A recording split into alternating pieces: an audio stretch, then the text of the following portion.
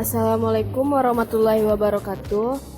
Nama saya Sasari Fetrisa, BP 18110045, kelas 5 SA3, S1 Akuntansi dari kelompok 7. Dosen pembimbing saya yaitu Ibu Dr. Asniati, SE, MBA, AK, CA, CSRA, dan Ibu Riani Sukmawijaya, SE, MSI, dan Bapak Idwar, MKom, dari Universitas Dharma Andalas.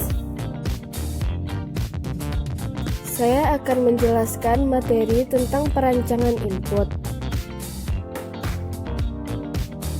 Perancangan input merupakan awal dimulainya proses informasi. Bahan mentah dari informasi adalah data yang terjadi dari transaksi-transaksi yang dilakukan oleh organisasi. Formulir adalah perangkat penting untuk mengendalikan aliran kerja dan digunakan untuk menangkap atau capture data yang terjadi, sering juga disebut dengan dokumen dasar.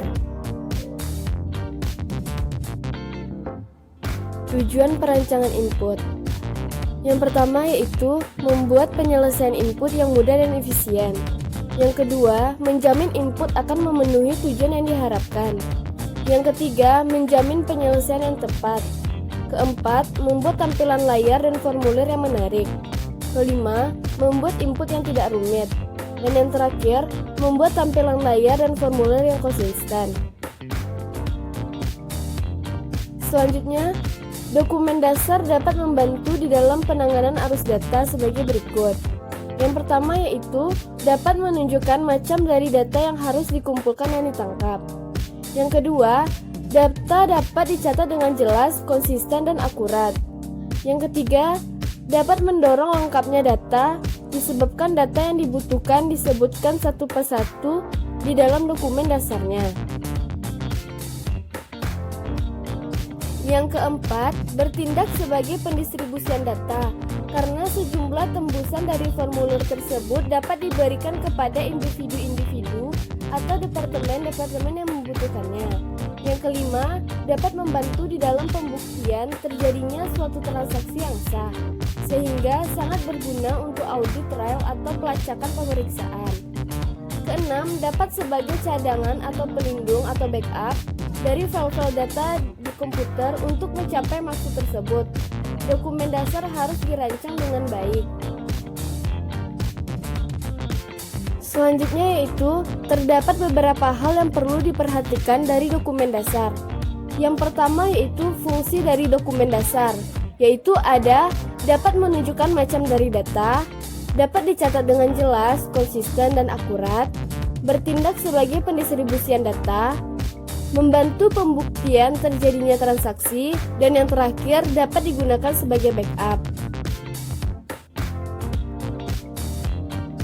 Yang kedua yaitu petunjuk merancang dokumen dasar, yaitu ada kertas yang dipergunakan, ukuran dari dokumen dasar, warna yang digunakan, judul dokumen dasar, nomor dokumen dasar, nomor urut, nomor dan jumlah halaman, spasi, pembagian area, caption, yaitu box caption, yes no check of caption, horizontal check of caption, checklist caption, blocked spaces caption, scannable from caption, instruksi dalam dokumen dasar. Selanjutnya yaitu merancang formulir, yaitu ada 4 garis pedoman untuk merancang formulir. Yang pertama, membuat formulir mudah diisi, yaitu dengan memperhatikan aliran formulir, pengelompokan 7 bagian sebuah formulir, pembuatan judul. Yang kedua, memastikan bahwa formulir akan memenuhi tujuan yang telah dibuat. Yang ketiga, membuat formulir yang memastikan penyelesaian tepat. Dan yang terakhir, buatlah formulir yang menarik.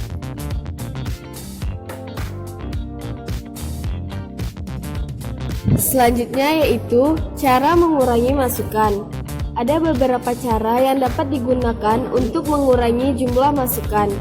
Cara yang dapat dilakukan adalah yang pertama yaitu menggunakan kode. Yang kedua, data yang relatif konstan disimpan di file induk. Yang ketiga, jam dan tanggal dapat diambil dari sistem. Yang keempat, rutin perhitungan dilakukan oleh sistem. Sekian dan terima kasih. Wassalamualaikum warahmatullahi wabarakatuh.